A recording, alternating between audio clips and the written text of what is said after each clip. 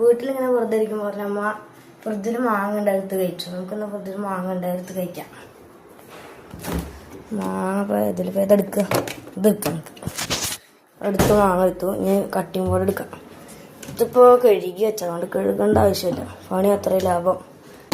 ഇത് ഉടച്ചു കത്തിയും കൂടി എടുക്കാം. എന്നാൽ ഇനി മുറിച്ചിട്ട് വേണം. നമ്മളിപ്പോൾ ഇത് മുറിച്ച് പ്ലേറ്റിലേക്ക് ആക്കിയിരുന്നു. ഇനി കത്തി ഇവിടെ വെച്ചിട്ട് നമുക്ക് ഇത് ഒന്നെടുത്തിട്ട് ഇങ്ങോട്ട് തന്നെ തിരിച്ച് വയ്ക്കാം. ഇനി മാങ്ങയ്ക്ക് കുറച്ച് ഉപ്പുമുളക് എടുത്തിട്ട് വരാം. ഉപ്പുമുളക് സെറ്റ് ആക്കിയിരുന്നു. ഇനി നമുക്കിത് മുക്കി കഴിക്കാം. അല്ലെങ്കിൽ മുക്കി കഴിക്കണ്ടേ, ഇത് മുകളിൽ കൂടെ അങ്ങനെ ഇടാം. ഇടുണ്ട് എന്താവുന്നാവും. ഓക്കെ, ഇട്ടേനു. നമ്മൾ കൈ കഴുകട്ടെ. ഇനി നമുക്ക് ഒന്നെടുത്ത് കഴിച്ചു നോക്കാം.